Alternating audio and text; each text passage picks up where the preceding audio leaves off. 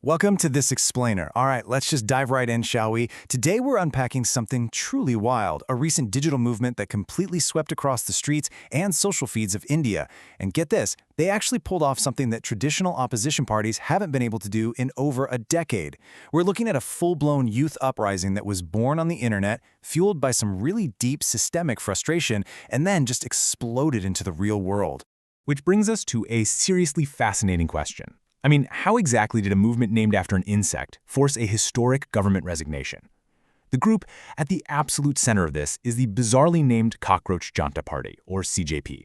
Now, to understand how they managed to challenge Prime Minister Narendra Modi's administration, we really need to look at where they came from, and honestly, what pushed them right to the brink. So let's look at the spark that lit the fuse in Section 1, Birth of the Cockroach. You see, when critics and authorities started dismissively calling these protesting students cockroaches, these Gen Z activists didn't just back down. No way. They actually flipped the script. They weaponized that slur, reclaiming it as a badge of total gritty resilience. It was basically their way of saying, hey, we're survivors and we literally cannot be crushed by institutional weight. And by leaning into that, they racked up tens of millions of followers across digital platforms in just a matter of weeks. But what were they actually so mad about in the first place? Well, the immediate catalyst comes down to a staggering number, 2 million. That is how many students were suddenly left in limbo when the Ministry of Education had to just scrap the results for undergraduate medical exams. Why? Because the exam papers were leaked, literally sold off to the highest bidder. And in a country where these hyper-competitive exams are pretty much the golden ticket to a better life, a leak on this scale was just absolutely devastating. The crucial thing to grasp here is that this wasn't just some administrative hiccup. It was a deeply human tragedy. For millions of small-town and middle-class students, these exams represent the single path to upward social mobility. So when you have successive years of systemic leaks in both medical and civil service exams, that illusion of meritocracy is just completely shattered. Tragically, this crisis was even linked to several student suicides. So what started as intense academic anxiety quickly morphed into raw, volatile grief, and that grief poured straight out into the streets. To really understand the scale of this movement, though, we have to pull back the curtain on the broader economy in Section 2, the unemployment pressure cooker. And the main ingredient in that pressure cooker is pure demographics. India has the largest youth population on the entire planet. We're talking roughly 370 million young citizens. Having 370 million young people is an incredible asset, right? But it also creates a massive pressure cooker when structural shifts in the economy just aren't keeping pace with their needs. The bottleneck here is honestly severe. Just look at this breakdown. Nearly 40% of graduates aged 15 to 25 remain entirely unemployed. Let that sink in for a second. Almost half of the country's newly educated, highly energetic workforce is just sitting idle. That builds up a deep-seated economic anxiety that was quite literally waiting for a match to light it. We're talking about massive structural bottlenecks here, specifically the IT slowdown. Those traditional massive tech hiring pipelines, they've tightened up significantly because of AI and automation.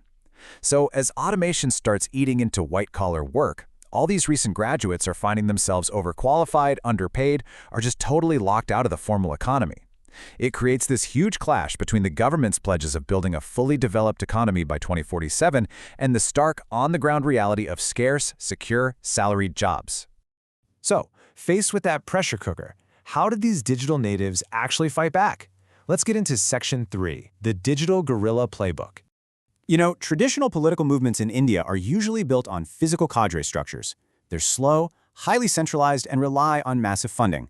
But this uprising, it threw all that out the window. They operated on a totally new, decentralized playbook.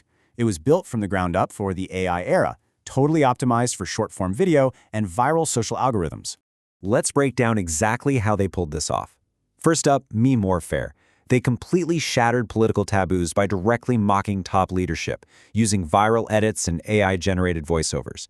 They basically took the establishment's communication style and weaponized it right back at them. Second, crowdsourced logistics. Instead of relying on big party donors, demonstrators camping out at Delhi's Jantar Manta just used standard food delivery apps. They built peer-to-peer networks to dispatch meals, water, and medical supplies right to the front lines. And finally, real-time documentation. Armed with just their smartphones, they live-streamed police actions and tear gas deployments. This let them completely bypass the mainstream broadcast media, which they heavily criticized and dubbed as lapdog media, allowing the protesters to totally control their own narrative.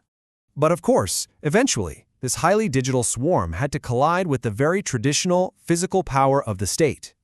This brings us to Section 4, Crackdown and Historic Concession. The state's initial response was, well, straight out of the traditional playbook. Day one brought internet blackouts, riot police, batons, and tear gas in the capital. By week 2, we started seeing high-profile detentions, including the prominent activist Sonam Wangchuk going on a prolonged hunger strike, which honestly just poured gasoline on the national outrage. But here's the crazy part. The standard crackdowns just didn't work. The sheer overwhelming volume of public dissent fractured the government's aura of invincibility. And that led to week 3, where Education Minister Dharmendra Pradhan tendered his completely unprecedented resignation. By month 1, authorities formally agreed to massive structural overhauls for exam security.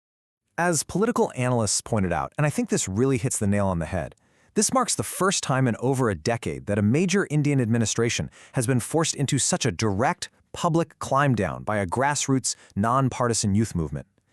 The absolute persistence of the CJP proved that you actually can turn institutional apathy into viral solidarity. It showed everyone that no political aura is ever completely invincible. So, what does all of this mean for the rest of us watching around the world? Let's unpack that in Section 5, The Future of Dissent. According to mapping of search trends around this movement, the old rules of protest are officially dead. First, we're seeing decentralized leadership. Hashtag culture is entirely replacing charismatic figureheads, meaning anonymous digital collaboration can spawn massive political entities literally overnight. Second is cross-demographic solidarity. Even though this was driven by Gen Z, it very quickly absorbed multi-generational support, uniting older labor activists with working-class citizens, all demanding basic accountability. And third, we have something super fascinating, the AI paradox. Let's zoom in on that paradox for a second. Artificial intelligence is killing entry-level white-collar jobs for sure, but it is simultaneously providing the exact tools needed for viral resistance. Think about how wild that dual nature is. AI is the very source of the economic anxiety causing the IT slowdown, yet it's the exact same weapon, generative video, viral reach, automated coordination, that these kids used to successfully challenge institutional power. It's like fighting fire with fire. So as the dust finally settles on the education ministry in India, it leaves us with a really provocative question to chew on. In the age of decentralized algorithms and meme warfare, how exactly will global democracies handle this brand new era of AI-armed youth dissent? It is a massive challenge every single administration worldwide is going to have to face. The youth have clearly found their collective voice, and they absolutely refuse to be muted. Thank you so much for joining me for this explainer. I hope it gave you a fresh perspective on how the digital age is completely rewriting the rules of political engagement. Catch you next time.